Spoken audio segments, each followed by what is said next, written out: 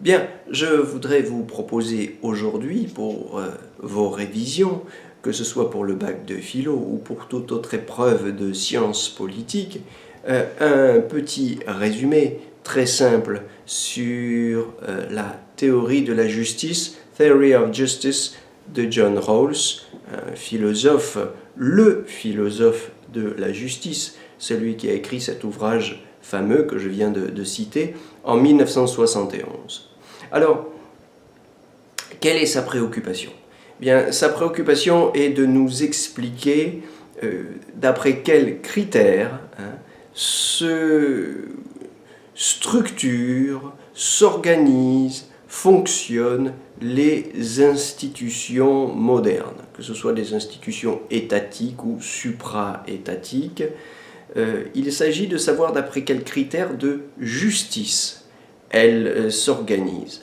Nous sommes passés du Moyen-Âge et de la Renaissance, si vous voulez, à l'époque moderne, à partir d'une réflexion sur la justice. D'après un certain nombre de critiques sur lesquelles je reviendrai si vous voulez dans une autre vidéo, mais le modèle médiéval de la justice, le modèle antique et médiéval de la justice ne fonctionnait plus et la modernité a senti le besoin d'évoluer dans le sens d'une institutionnalisation de la justice.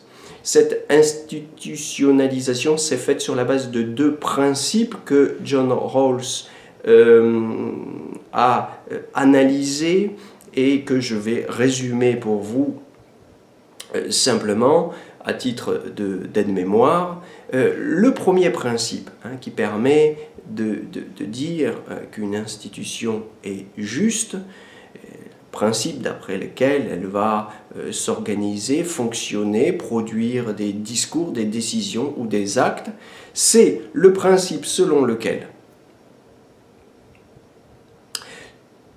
tous les citoyens sont égaux ou jouissent d'une stricte égalité d'accès aux libertés fondamentales. Le deuxième principe, c'est le principe selon lequel, s'il y a des inégalités dans la société, des inégalités sociales et économiques, elles, puisqu'elles sont inévitables, elles se justifient cependant par le fait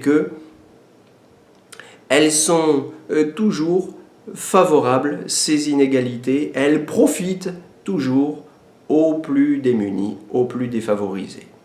Voilà les deux critères d'après lesquels se structurent, s'organisent, fonctionnent les institutions modernes qui sont essentiellement préoccupées de faire régner la justice dans le monde des affaires humaines.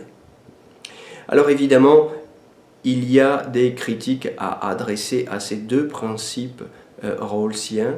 Il y a des critiques fondamentales à adresser à l'idée selon laquelle la justice, pour régner sur Terre, devrait s'institutionnaliser. Ces critiques,